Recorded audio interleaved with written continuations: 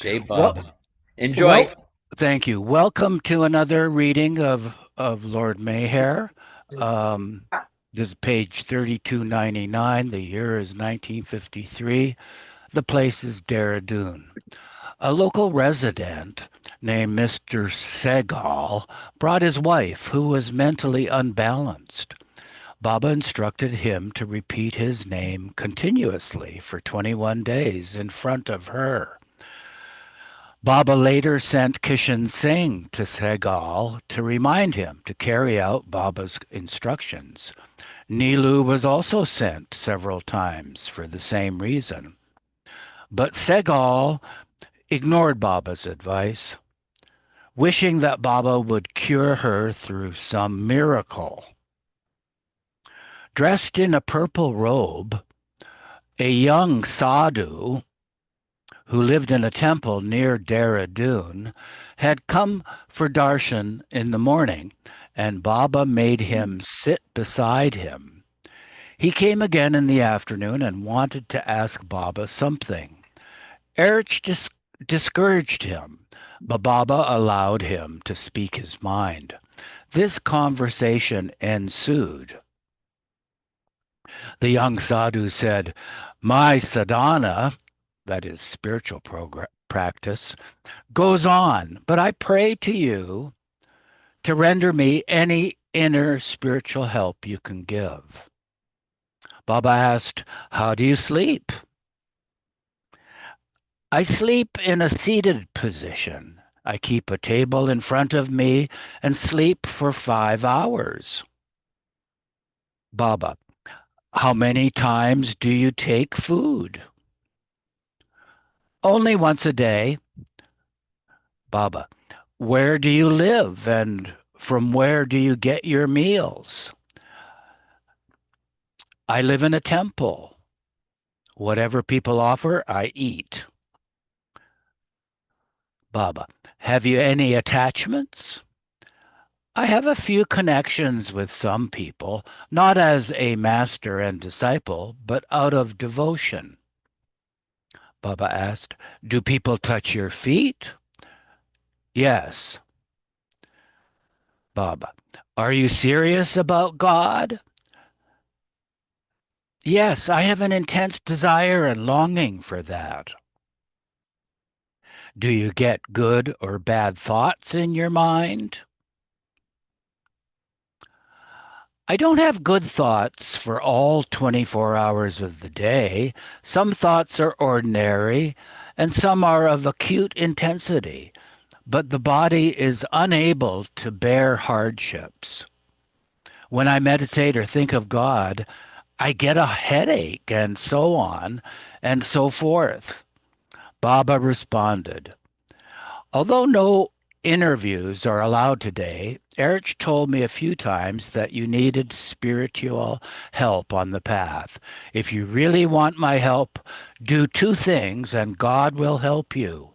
These are: first, don't allow anyone to bow down to you. On the contrary, you should bow down to them. Second, at exactly 12 o'clock midnight from today, cry out loudly, 'Para Brahma, Paramatama,' but only once. Shout it out in such a way as if God were deaf. Then, after 5 minutes, only once, in the same loud voice, shout 'Baba,' as if Baba is deaf." Jonathan, would you care to read? Unmute and we'll catch you while you're here.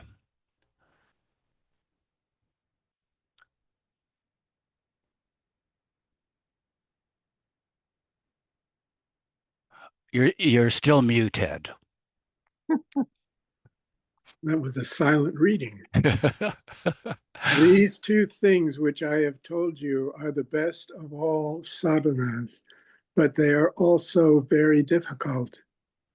Even rishis and munis cannot do them. Stick to these two things which I have everything in them. Start from today and let God feel that you are serious about him. This has, however, no connection with the way you like to sleep or eat, which you may do in any manner you like. Remember that if even one person bows down to you, then the whole thing is lost. This order stands good for a period of 11 months only. Thereafter, we shall see what God does. The sadhu joyfully left, promising Baba that he would put into effect his instructions from that night. That day, Hari Chand Gochar came before Baba for darshan. As mentioned, Hari Chand would sit outside in front of Baba's bungalow for hours at a time, and consequently his mental and financial condition deteriorated. Baba stated, "Whatever you have to say, tell me in 5 minutes, and whatever you say, speak honestly. Free me of my mental anxieties," Hari Chand requested, "and permit me to stay with you, as the world is a fraud and I do not wish to live in it. People ridicule me for my simplicity, and I will die one day because of it. Permit me to be present here daily when you are discoursing to the Mandali." Baba replied, "Those invited to the discourses will be stopped from coming from tomorrow. My lovers who were coming for work will also be prevented from coming." Referring to those persons who would jeer and mock Harijan, Baba added, "You do not know about God and the path. If people act dishonestly with us, if people create difficulties for us, if people deceive us, and yet we remain honest, we are very fortunate. Because these deceivers, our so-called enemies, are our friends. They wash off our weaknesses, our sins, and make our path clear towards God. They do not deceive us, but they help us and deceive themselves." Baba then gave Hari Chand these instructions. First, remain honest at all costs and under any circumstances. Second, in business disputes, take all necessary legal steps as advised and try your best, but not with a feeling of bitterness. I will help you internally. Third, love me more and more. Hari Chand prayed to Baba to give him strength to follow these orders, and Baba remarked, whenever I give instructions to anyone, I also at the same time give him the strength to carry them out. On a footnote, on another occasion, some years later, Baba was scolding the Pune Center's workers that they had not carried out certain of his instructions. One person said, "Baba, please give us the strength to serve you." Baba replied, "If I give the strength, even death will stand up and serve me. You all should serve me with the strength I have already given you." Mm. Mm. Let's see. Whoops. Um,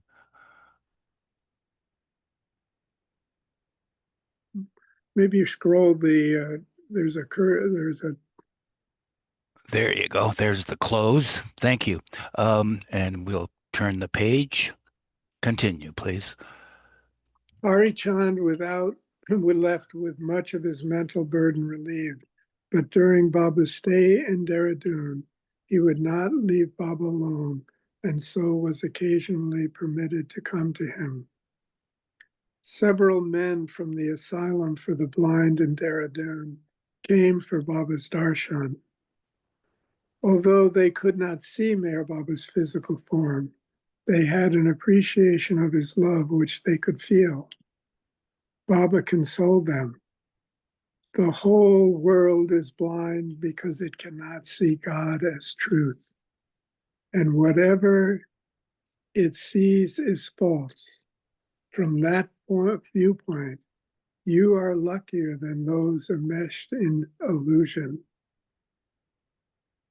A college professor asked Baba, "What is life?" Baba looked at him with a smile and replied, "Life is a mighty joke. He who knows this can hardly be understood by others. He who does not know it feels himself in a state of delusion. He who ponders over this problem day and night, but finds himself incapable of knowing it." Oh, I quite had the wrong emphasis there. Yeah. He who does not know it feels himself in a state of delusion. He ponders over this problem day and night, but finds himself incapable of knowing it. Why? People take life seriously and God lightly, whereas we must take God seriously and life lightly. Then we know that we always were the same and will ever remain the same, the originator of this joke. This knowledge is not achieved by reasoning, it is born of experience. Thus, the function in Dehradun came to an end amid great joy, and Baba stopped giving darshan the next day. Almost 2,500 people had attended the program. On 24th March, Keshav Nigam left for Hamirpur with the must he had brought. Meherji arrived for a 5-day stay on the 25th from Bombay. Baba wished to bestow his love gift on poor families in Saharanpur, a large regional town 45 miles to the southeast, and Pendu and Erich began to make all the arrangements. They selected the company Bhag Garden, which had a hall in it where Baba could sit and distribute prasad to the families one by one. Erich thought it would be a good idea to approach the chairman of the committee, which oversaw the garden, to seek his permission, but Baidul said it was not necessary. Still, Erich approached the man, who willingly gave his consent. Erich asked for it in writing, and the chairman said, "It is not important. What are you concerned about? But if you insist, come tomorrow and take a letter of authority from my clerk." Accordingly, it was received next day, and afterward 1,001 passes were printed and distributed among the poor in Saharanpur. Completing this work, Erich and Pendu returned to Dehradun.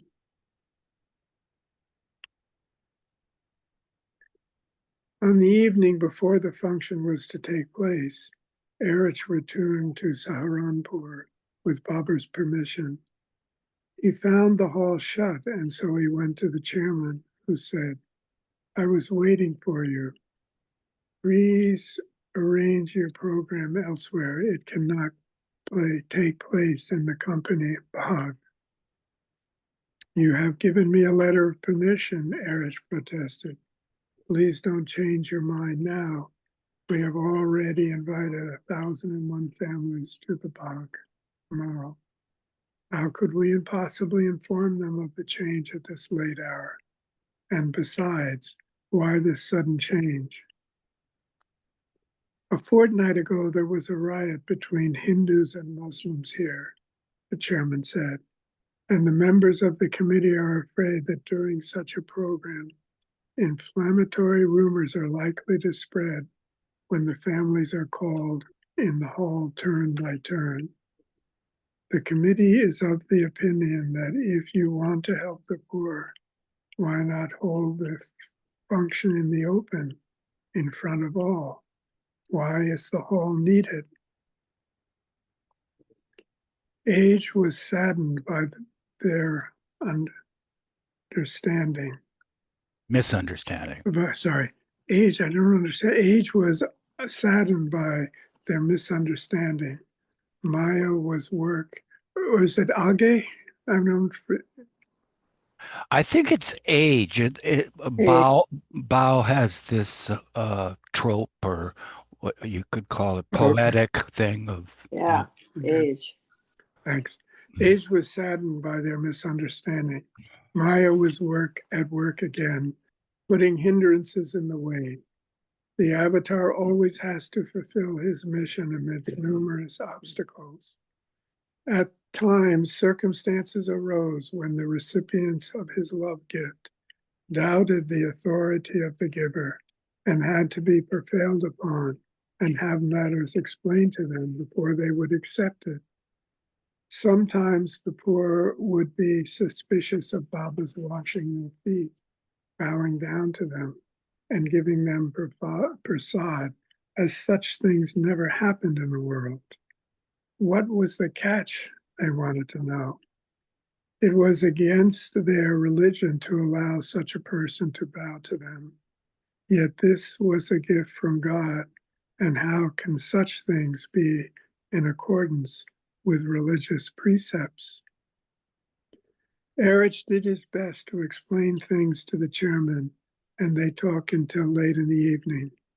At last, the man said, I place the hall at your disposal on my own responsibility, as it is our good fortune that Mayor Baba comes among us discreetly to do his work. Baba went there the next morning with Pendu Gustaji, Elcha, Kishan Singh, Kumar, and Helen. The work began at 9, after the usual ceremonial washing and bowing down to the poor. Each was given rupees 21 and Baba's love gift. After Baba departed for Dehradun, the committee members came to know of his identity through the chairman and greatly repented for their folly. As a precautionary measure, they had even informed the police to be present and watch the proceedings.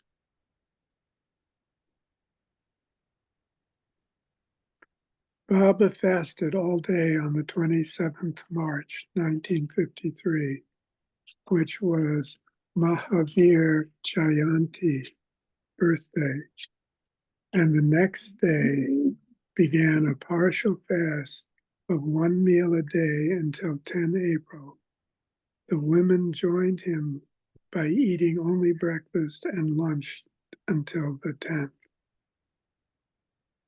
While in Dehradun, another seeker from Uttar Pradesh called Swami Premananda unexpectedly arrived, requesting an interview with Baba. Formerly, he had been a professor of English, but he had left his position to pursue a life dedicated to finding God. Baba allowed him to come inside, and Premananda bowed down to him. Baba inquired, how did you happen to come here?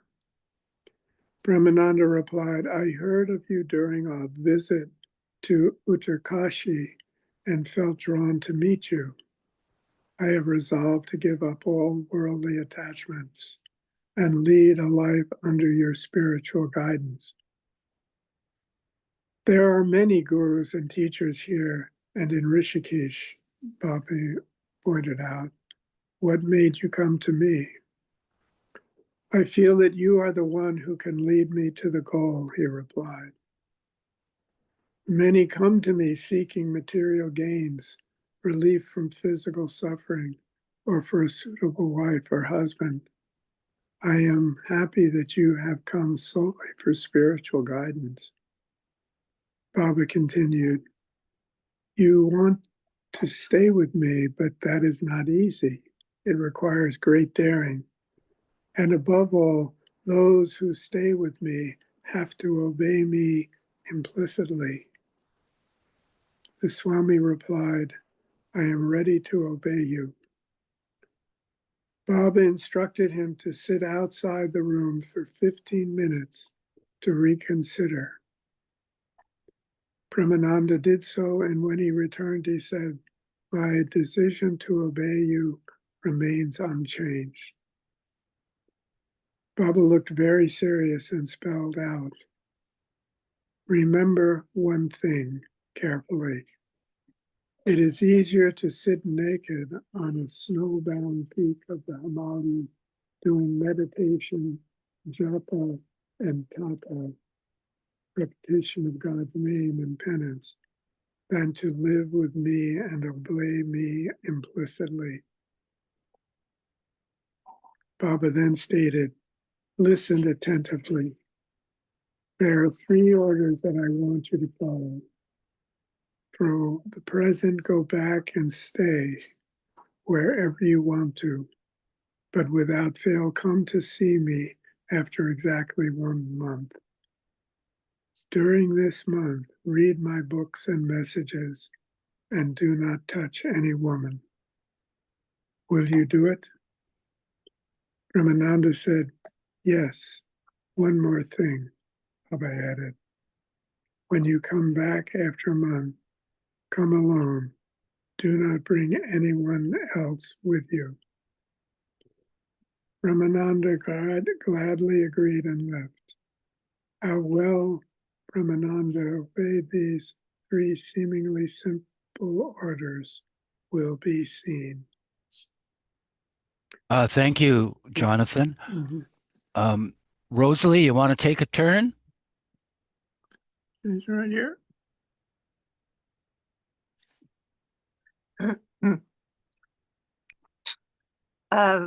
During this period, Baba Das asked for a few days' leave to return to Nagpur, and Baba granted him permission on condition that he must be back in Dehradun after 12 days. He left on 28 March 1953, sadly never to return. His head was shaved and his beard clipped, because Baba wanted him no longer to pose as a saint. Dehradun, 1953, that day, referring to the humiliation Baba had to face, he stated, this humiliation has to come. I will be beaten, slapped, and kicked, and so will the Mandali. I will later die as the result of injuries received. Then 2 things will happen, defeat and hesitation. The hearts of those who love me will waver, but when I break my silence, everything will change. God will do as he has ordained. I feel 100% sure of it today. God's work, God will do. Speaking of love, Baba commented, love is a gift from God to man, and when this gift is bestowed, it kills the lover. It makes him dead to the world, and he lives forever in his beloved. But he undergoes such terrible pangs of separation, which none but a lover can pass through. In this love, one has to burn. But if his plight is made known to others, it is an insult to the beloved. A few months before, Baba had sent Krishnaji from Saoner to Uttarkashi. As mentioned previously, although he was known then as Krishna Swami, after coming into Baba's contact, he was called Krishnaji. At the end of March 1953, Krishnaji came to Dehradun to see Baba. Discussing matters with him on Sunday, 29 March, Baba stated, "Keeping silence has no meaning. My observing silence is not for any ulterior purpose, but for my manifestation. I say this because God knows it as gospel truth. My silence is for the world. When I speak, God will speak. Otherwise, silence as spiritual sadhana has no great value. Mind has to be silent. So do not think of observing silence.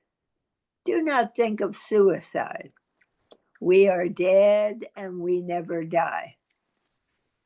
And by escaping from this material plane, we do not escape in the real sense of the word. Dear Krishna, we always were since eternity, and we will ever be so. I will show you today how to live and how to die. I give you this discourse because I really love you.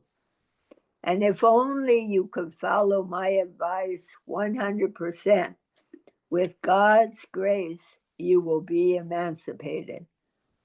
Therefore, do not worry. You are not meant for worldly life.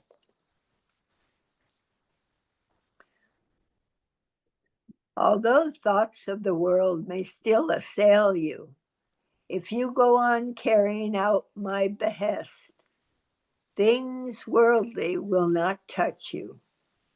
At this juncture, one end of the rope is in my hand, one end is in your hand, and a third is in illusion's hand.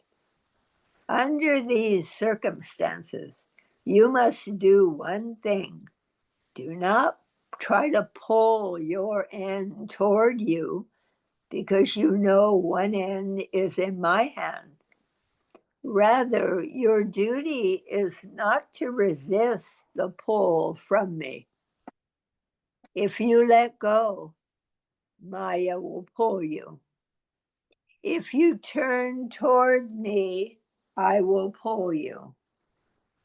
This means let thoughts come, but for the sake of God, for my sake, and for the sake of honesty, do not put them into practice. That would be spiritually fatal. But don't worry, because I know God will help you.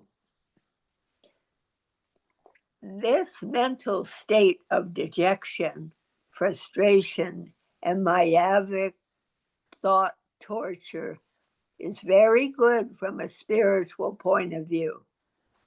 It can be a turning point. It is said in books, quotes, fools don't get angry. Wise men get angry but don't express anger. Eunuchs don't have sexual thoughts. Brave men have such thoughts but don't put them into action, end quote. Suppose you are having such thoughts. You should not try to stop them from coming.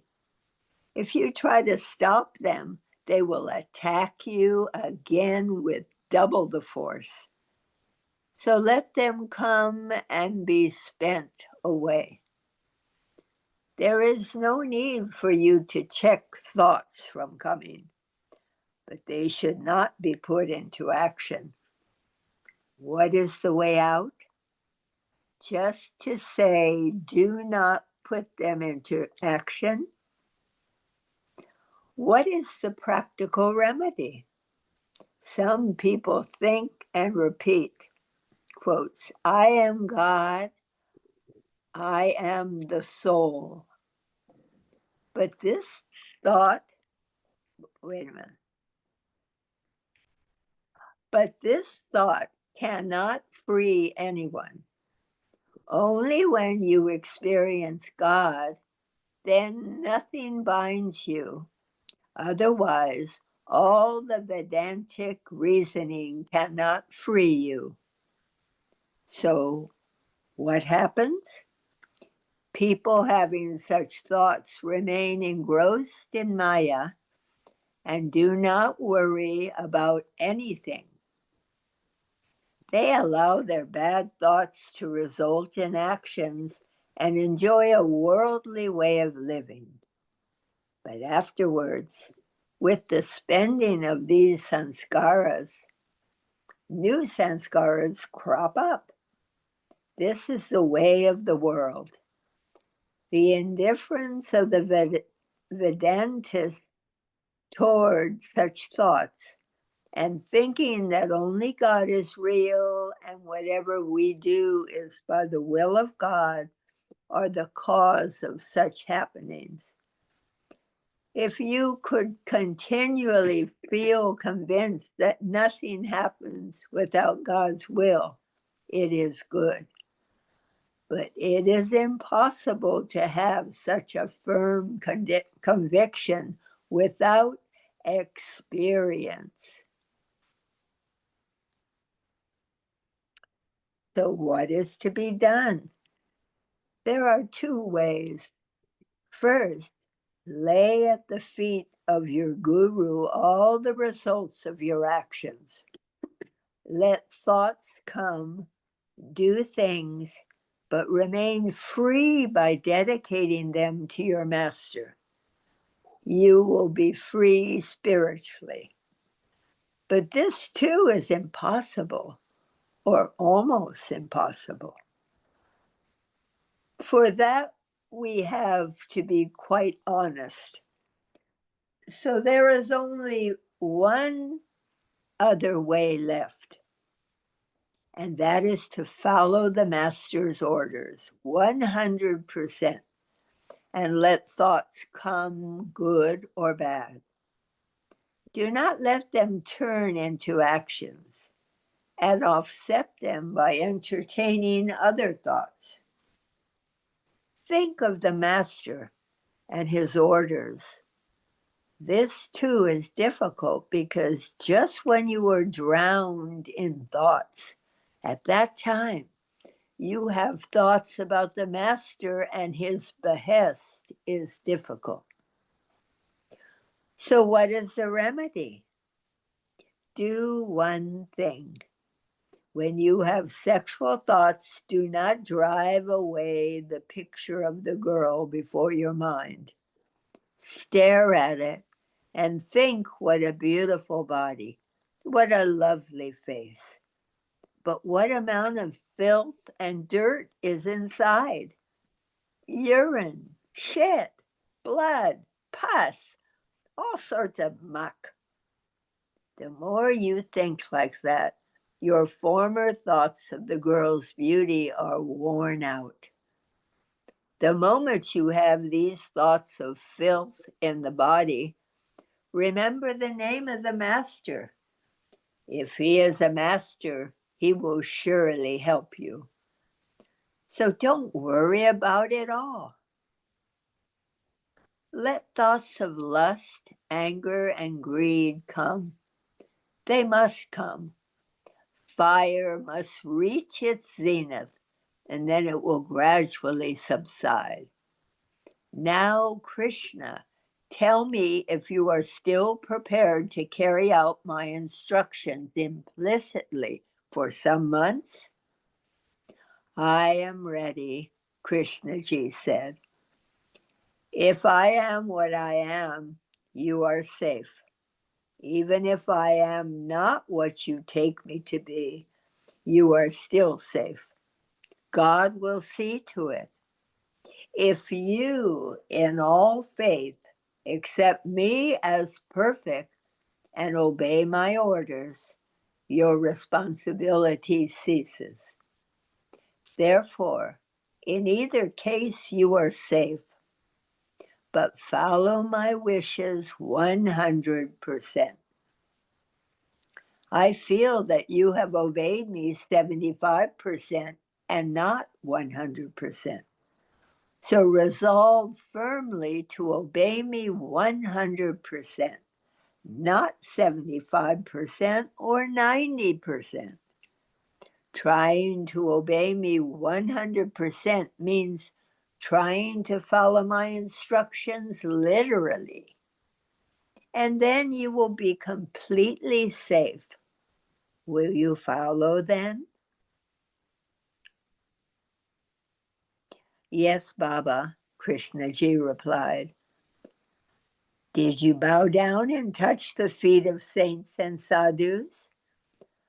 Not to all, but to some. And Baba said, Baba, did anyone touch your feet? Krishnaji, when I was touching the feet of Vishnu Digambar, he too bowed to me. I feel very, very happy because you are so honest. All you said now, I know, and it was for this you were sent there to Uttar Kashi. Now listen, dear child, as I have been saying nowadays repeatedly, only honesty counts. What you went through mentally, you told me honestly. But dear child, this is what is called the dark spiritual night. It is that state where the seeker's ardor cools down completely, and he is fed up with the path and falls prey to dejection, uninterest, and failure. What happens is that when we are really guided towards self-realization by the Master, all the hidden impressions of the past lying dormant in the subconscious mind come forth. They want to be spent, but that is the moment of spiritual crisis. No amount of jop, tap, meditation, or religious practices you do will enable you to cross the bridge. Only the help of the Master and your own honesty will make you succeed. There are many who in your place would not feel so frustrated, dejected, or care for me, my name, or your aim, but will go on posing as spiritual men. That is a fall. When this consciousness comes, one must go one way or the other, absolutely, or be a complete fraud. 3 ways are open for you. One is to get merged in Maya, surrender to its frailties, marry, have offspring, do as you like. Another is absolute mental annihilation. The third is of hypocrisy and pretense. Be a fraud, posing as being spiritual, yet indulging in Maya. Krishnaji said, I prefer the second way. I am glad to hear it, but you should not succumb to temptations. I do not mean you could escape them, but you should avoid them. Not to run away from them means you should not fear them, feel nervous about them, be overcome by them. Again, this means that there is no need to stop thoughts from coming. This is a very important thing. In no book is it mentioned. It is only for my lovers that I am pointing out today the secret of this spiritual darkness. Lusty good or bad thoughts should not be checked. Let them come, rather encourage them to come. Do not feel nervous or get despondent, but never allow them to express themselves in actions. Thank you, Rosalie. Marvin, could you unmute, please, and continue? What happens then? To clean the slate of the mind, these sanskaras should be spent in any way. If they are not spent in this birth, they will have to be spent in the next birth. So they should be spent through thoughts only.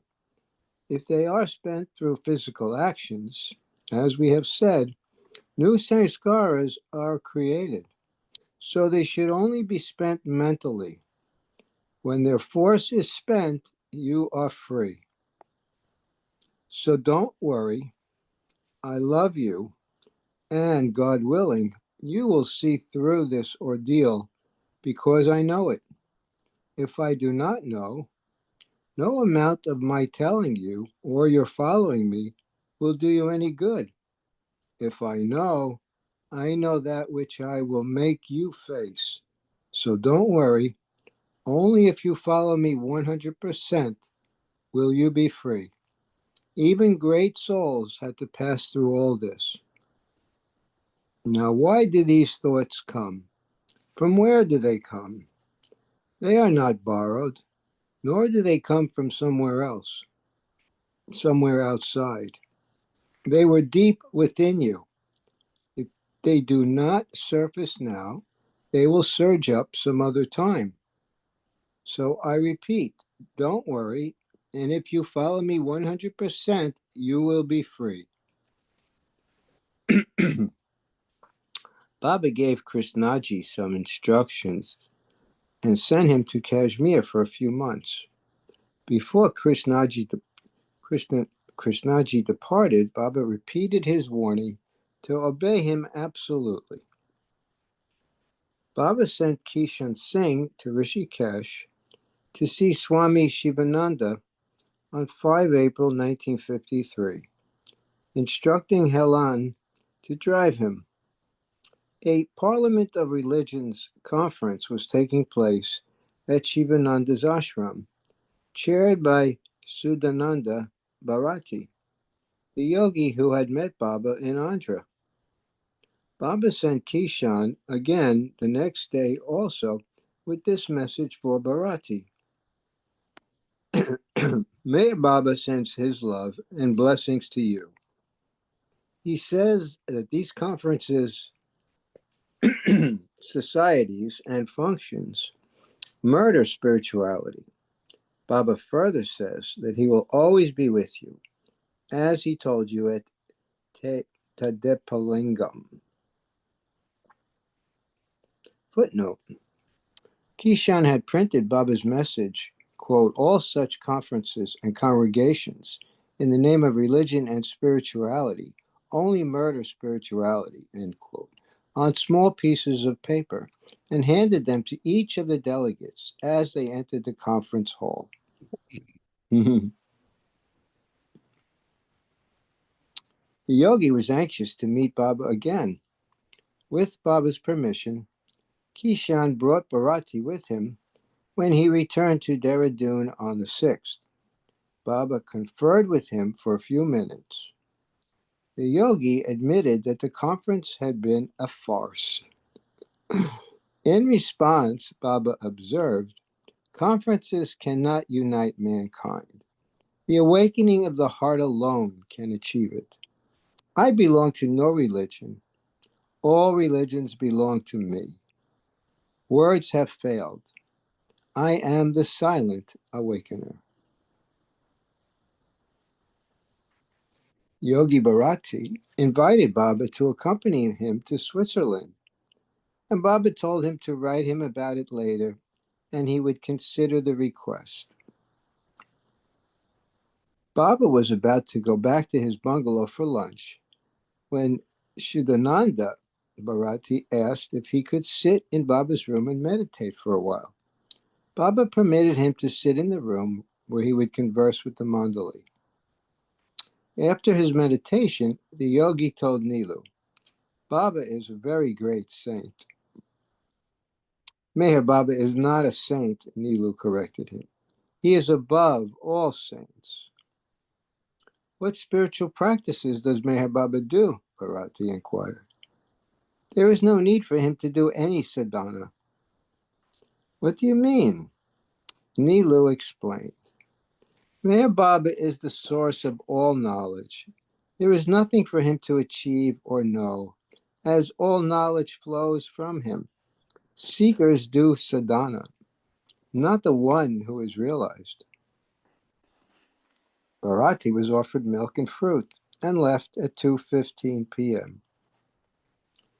One of the delegates to the conference was G.S.N. Murthy. While studying for his PhD in philosophy in Calcutta, Murthy had met Dr. Deshmukh, who encouraged him to have Baba's darshan. When Murthy heard that Bharati was going to Dehradun to meet Baba, he asked if he could accompany him. Bharati had no objection, but Kishan Singh warned that Baba had told him to bring only Bharati. At Dehradun, Murthy waited by the car when Bharati went inside to meet Baba. Baba was not pleased about someone else being brought. He did not permit Murthy inside, but sent this message. If he really loves me, I will call him sometime, but just now he should leave. During this period, a rumor spread in Andhra Pradesh that Meher Baba had been arrested by the police and sent to prison. Baba's lovers there became anxious, and many letters of concern were received from them. To ease their anxiety and reassure them that all was well, Baba sent Erich and Pendu to Andhra for 15 days at the beginning of April 1953. According to Baba's instructions, Erich and Pendu saw Baba Das in Nagpur on their way from Andhra. They told him that Baba wanted him to return to Dehradun, but Baba Das refused. Because of his disobedience and disregard of his order, Baba broke off all outward connection with him, and all concerned were informed accordingly through a circular. Baba Das had duped innocent persons and raised loans in Meher Baba's name without Baba's permission.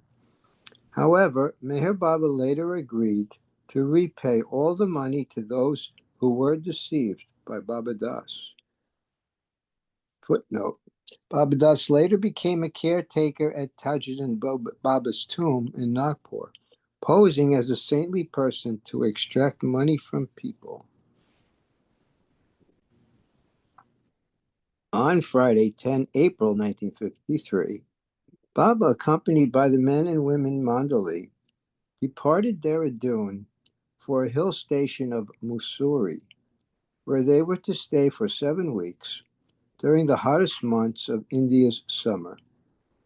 Herne Hill Bungalow, the Maharaja of Terry's home in Happy Valley, had been rented, and Aloba and Kumar were sent in advance to clean it.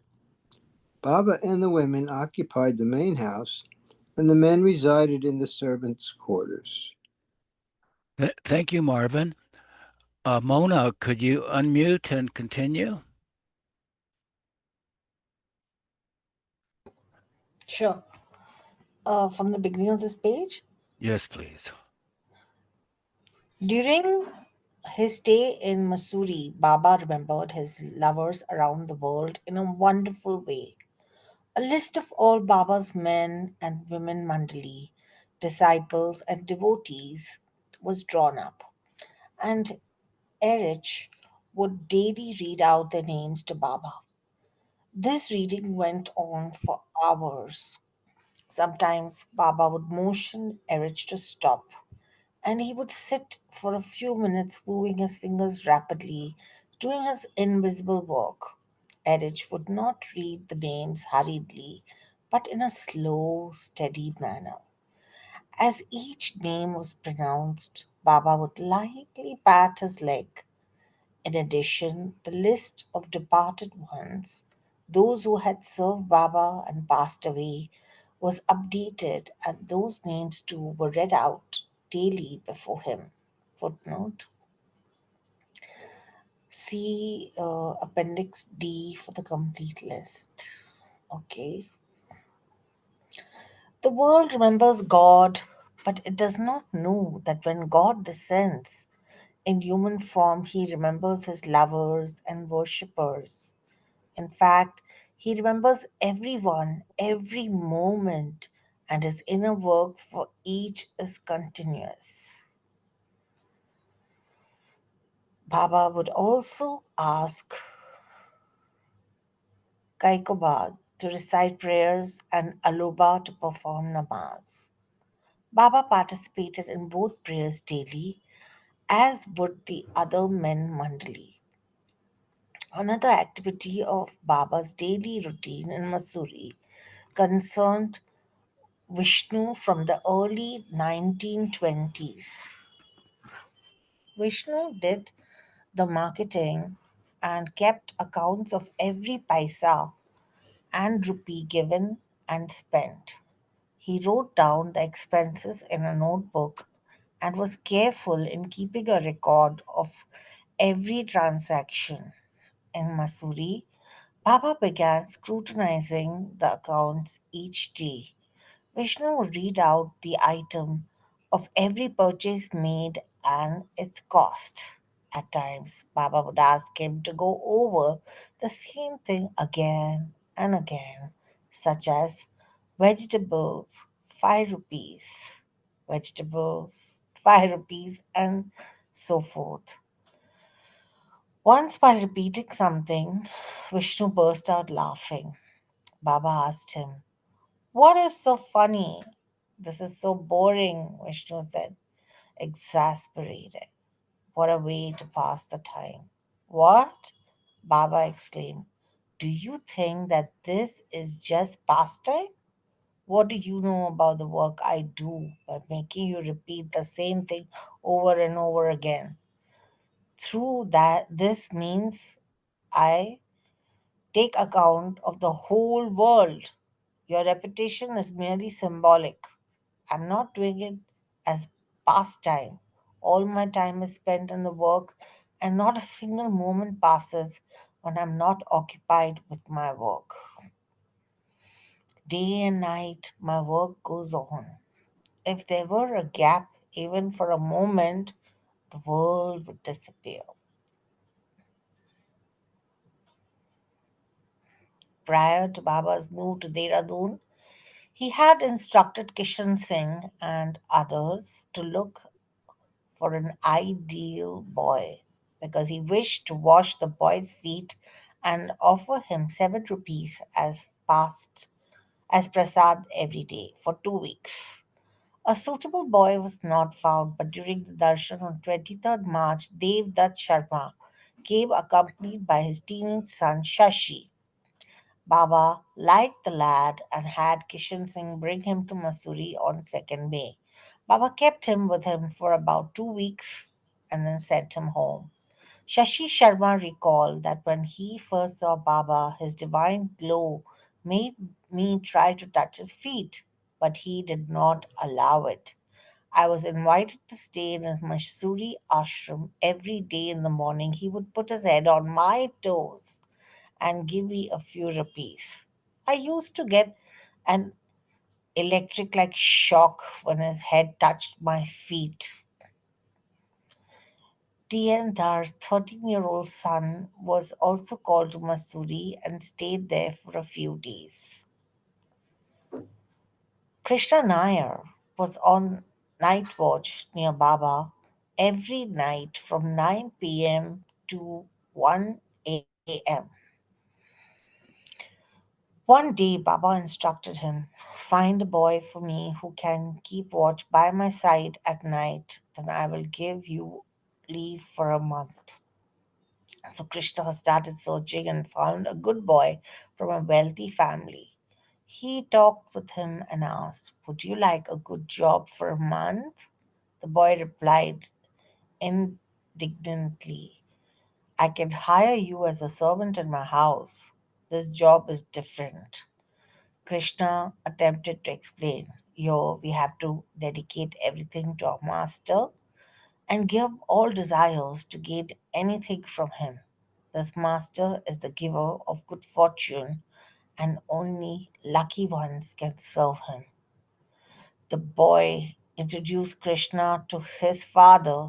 When Krishna asked if the boy could serve his master for a month, the man too was offended and said angrily, I can employ you and your master both.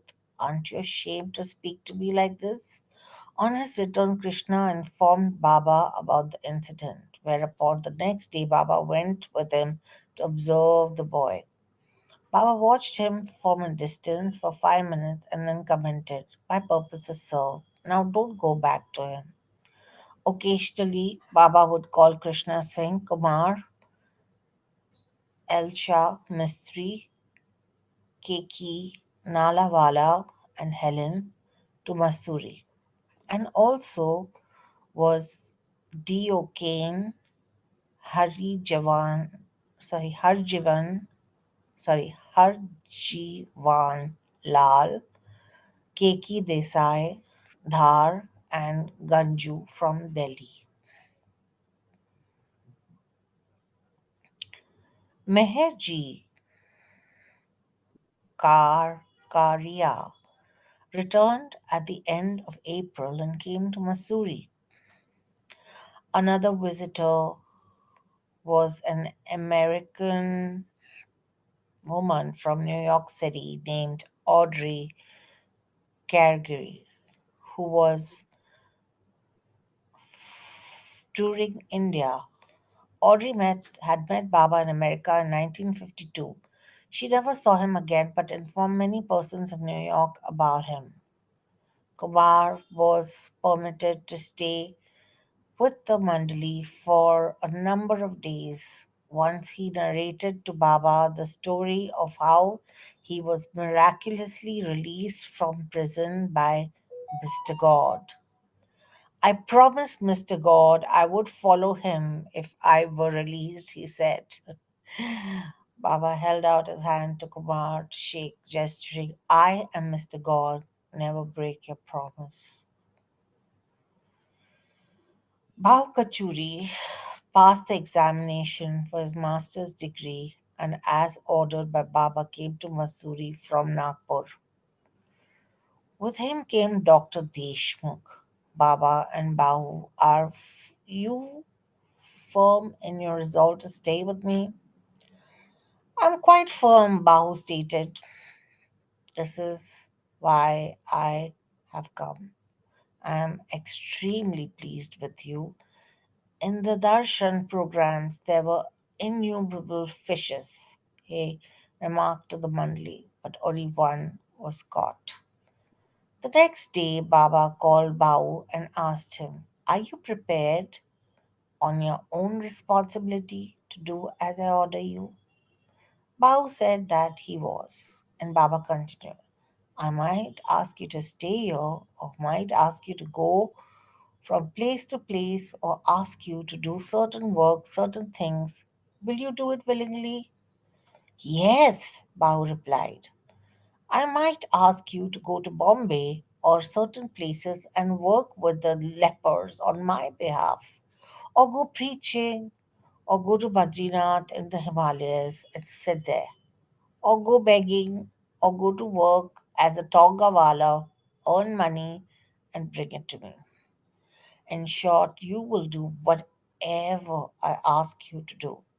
I might, after a few months, tell you to go stay with your family for some months. I might ask you to go into business or attend to worldly affairs.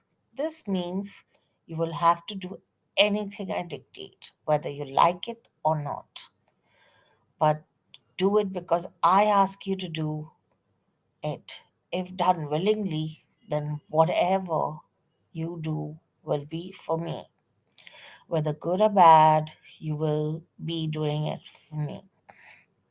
Baba explained that if Bao did something according to Baba's orders, the responsibility for that action would rest with Baba.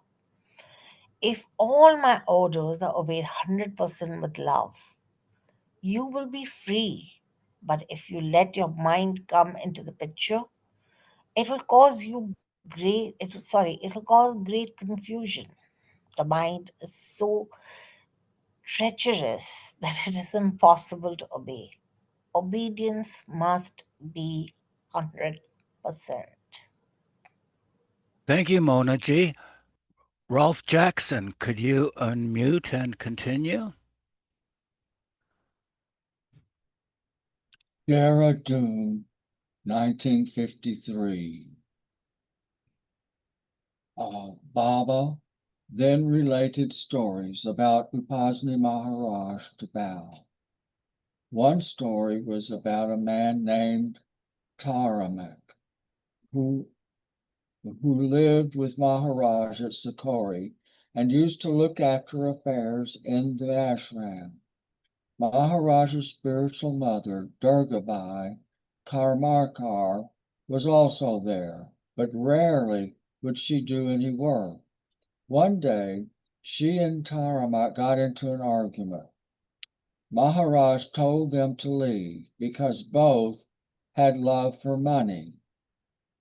There was another man named Mahadev, who was a farmer who loved Maharaj very much.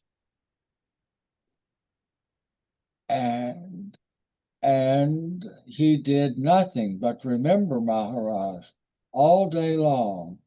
One day, the question arose at the ashram about Taramak, working the whole day, but Mahadev doing no work at all. Maharaj said, "Those who do nothing for years together perform the most arduous work. To do nothing for years is great tapa, great penance." Baba added, Jawaharlal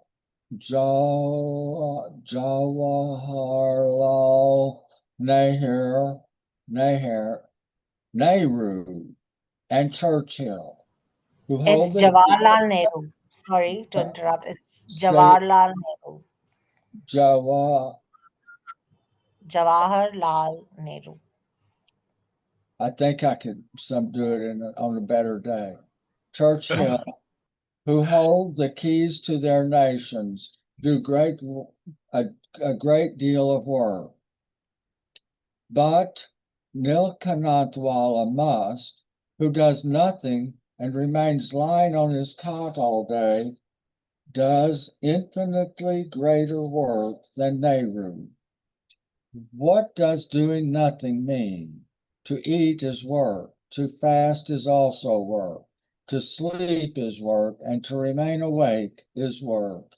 The remedy then is whatever work is entrusted to us, if done according to the wishes of the person entrusting it, we have done nothing.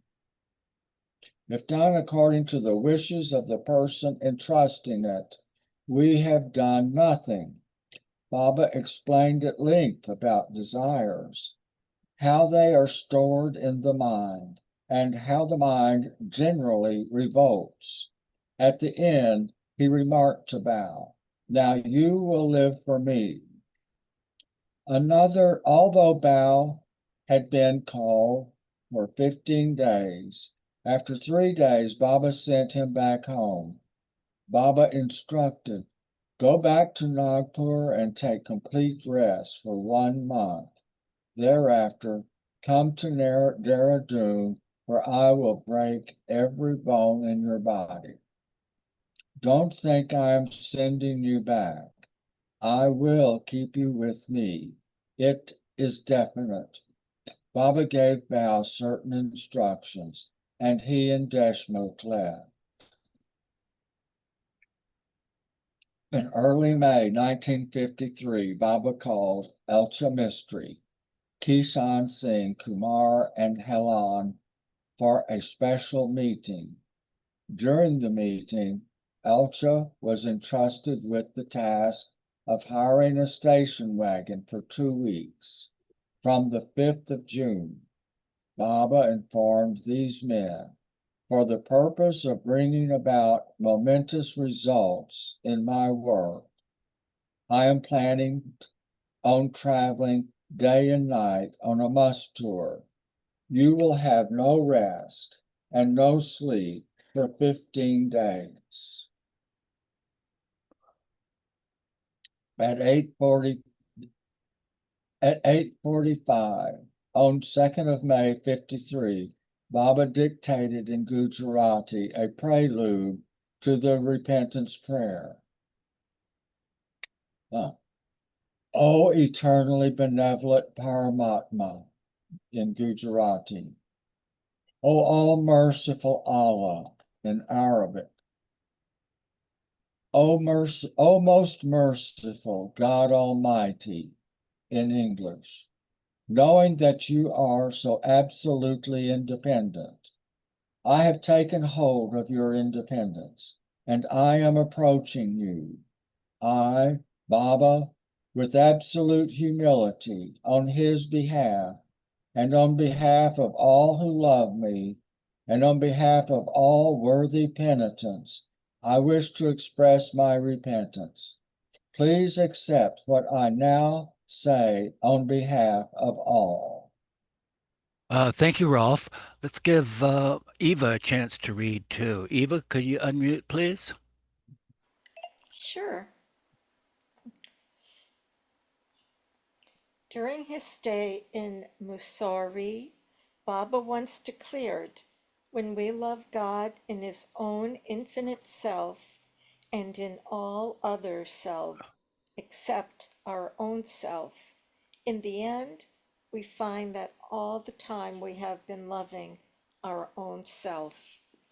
This quote was reprinted in a circular issued on Sunday, 10 May 1953, informing his lovers that from 15 May to the end of September, no one should correspond with Meher Baba for any reason whatsoever.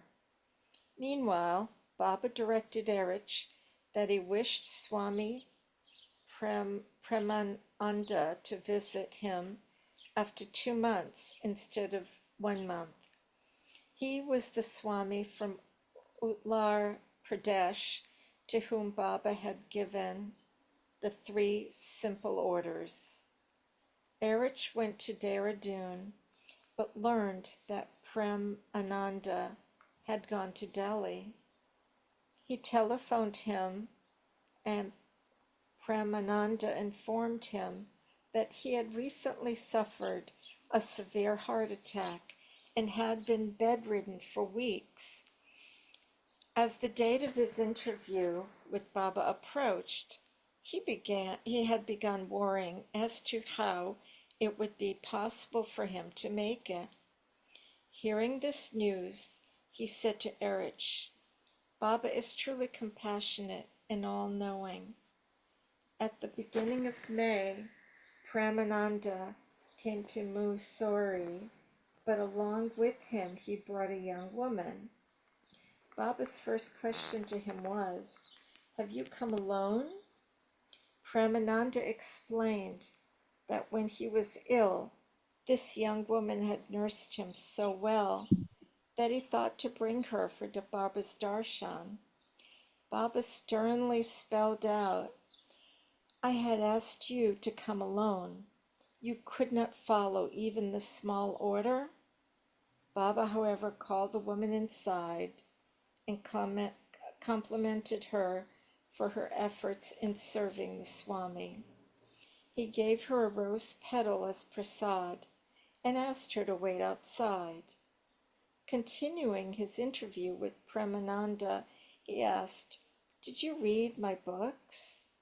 Premananda replied that because he was so sick, he had not been able to read anything.